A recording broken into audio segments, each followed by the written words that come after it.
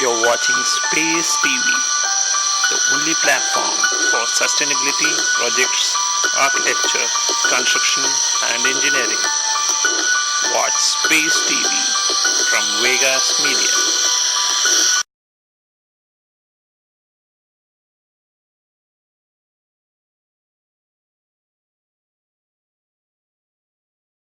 Utility based out of Hong Kong.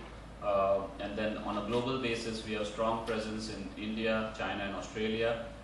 We have been in India since 2002, and on a worldwide basis, we have about 20,000 megawatts, and the market cap is about 26.3 billion. And the reason we are so strong in wind, and that's why Manav can check off the promoter tick box, is we have a especially strong commitment to the renewable portfolio, and we have targets of reducing our carbon footprint and going from about 5% renewable portfolio to 20% by 2020. So that's about 6,000 to 7,000 megawatts of renewable on a global basis. In terms of where we are in India, basically we are in all the states where wind blows. So we have about 650 megawatts spread across all the different states, and our latest addition is going to be in the state of Rajasthan, where we are hoping to complete a 100 megawatt project in the next few months. Now, in terms of structure, I think this is also very important. The way our wind portfolio is structured, all the sub boxes you see are not separate SPVs, but they all are part of the same company. So we have one company where different wind projects sit as projects, not as SPVs. And I think one of the important things about this structure is that it allows you to use your cash in a more tax efficient manner. Because if you had structured it as separate SPVs, then you have leakage in the form of dividend distribution tax. Whereas in this, one project can cross-subsidize some other project. So I think this is the first element of our financing strategy. In terms of ECB financing, where it stands today, the good thing is India on a global basis is one of the few countries where you can have large development of wind portfolios. And as the first speaker mentioned today, the gap between what you pay for your thermal power, be it from imported coal or be it from imported gas, it's close to about 4 rupees per unit. And wind is not that far from 4 rupees. So from a bank credit perspective, the place of wind in stacking order is much higher in India than in many parts of the world. I think this is a very important point for financing wind projects in India. As compared to that, if you look at trends, in India, I think even though there has been a lot of improvement, project development, be it in terms of land acquisition, PPAs, or some of the other things, is still behind global standards. So if a bank is looking at investing dollars in India, and if it finds that there is a better project development elsewhere in the Middle East or South America, it will go there rather than come to India. So unlike Indian banks, which have to lend in India, global banks don't have that compulsion. So I think this is one of the most important factors why you're not seeing more ECB financing in India. I think the second factor is regulatory regime still remains a challenge. And I think I've been saying this in many forums. If RBI does one simple thing, that you allow ECB financing after COD, I think because most of the risk that the banks are not willing to take today go away once COD is achieved and PPA is signed, you get GPI credits, land is acquired. So if RBI does this one simple tweaking, that you allow a straight up refinancing after COD, then I think you will see a quantum leap in the number of ECB financings that happen in India. But I think that has not happened so far. The third thing is, just like the global situation, there is increasing stress on global banks, especially I think the French banks.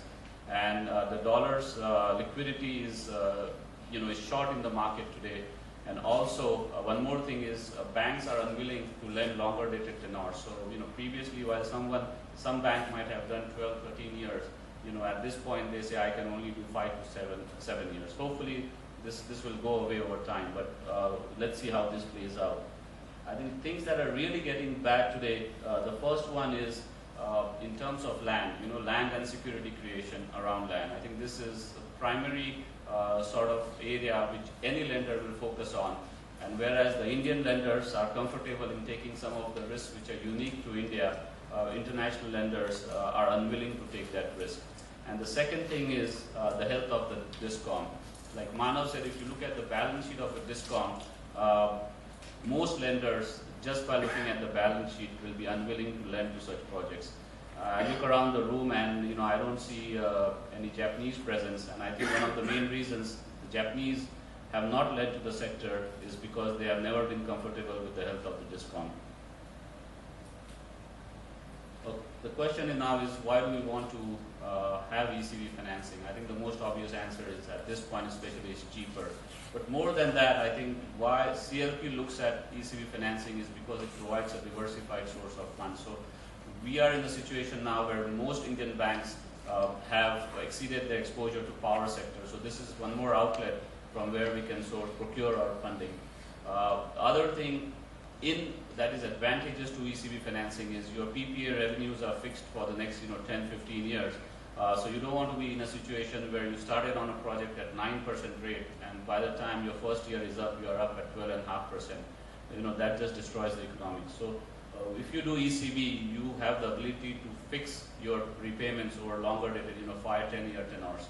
And you can then fix your spread to the equity return. In terms of ECB, our experience has been most of these lenders have lent elsewhere, and so they understand some of the special things like seasonality and other factors which are unique to wind projects. So they are more amicable to evolving structures to fit such projects.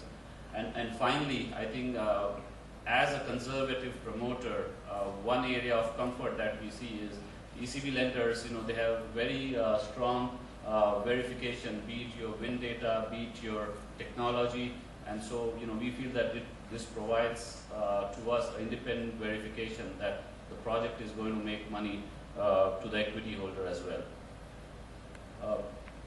Now these are some of the challenges that we see in closing an ECB transaction. First of all, these are all the things that ECB lender would ask a project developer to look at, and it starts from wind studies. I mean, many Indian projects go ahead with just the wind study provided by the equipment supplier. I think ECB lender is not going to be satisfied with that. So what they need is third-party verification with consultants empaneled with them. And in some cases, we have required one bank to actually have another third party verify first third party. So it can be pretty strenuous. In terms of land, it's always a challenge to convince a ECB lender that ownership and finally ability to mortgage land is there, but it will take some time. So you have to work with them, help them understand the process, especially for someone entering the Indian market for the first time.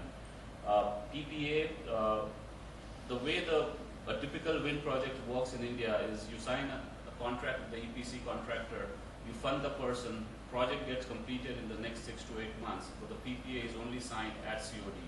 So what happens in that stub period when the ECB lender is actually lending to you, but he's not having the comfort of a PPA? So you need to have structures which will give the ECB lender some comfort, and one way of doing it is to provide some sort of corporate guarantee during the stub period which falls off once the PPA is signed. And again, the tenor and the language in many of the Indian PPAs, this was talked about earlier, is not up to international standards. So again, this is a hurdle you have to overcome.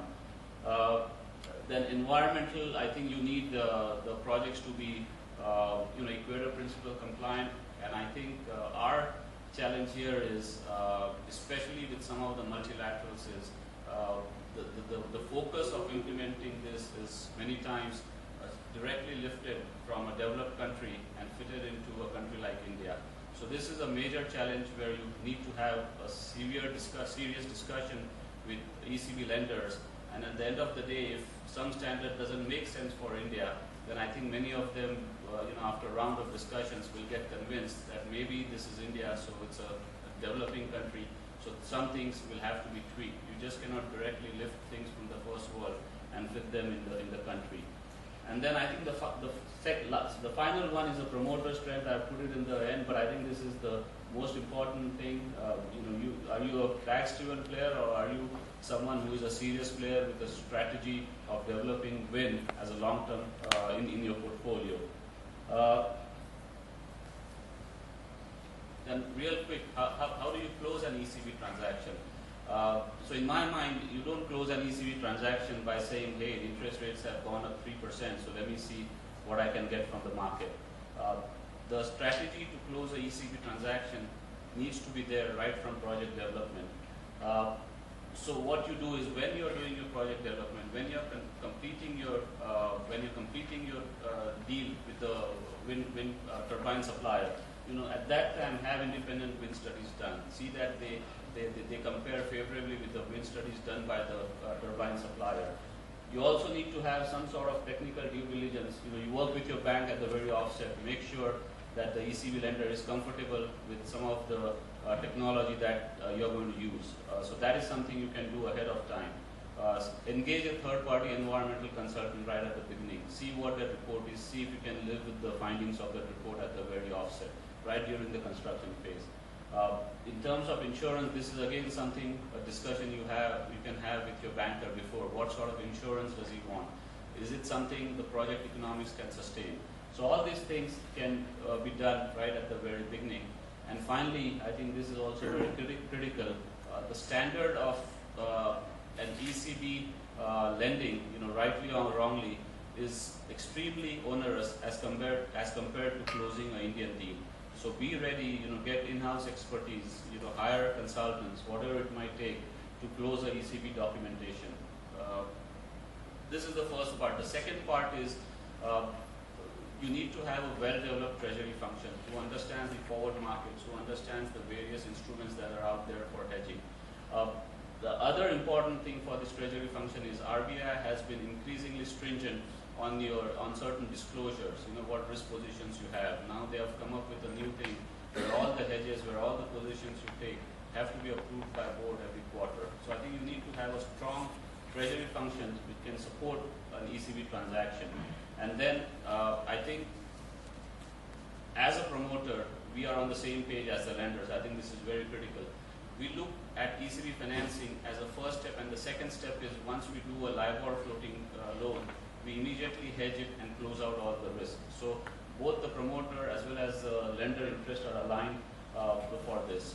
I think the third point that I want to make is you also need to have a strong organization structure for monitoring and reporting.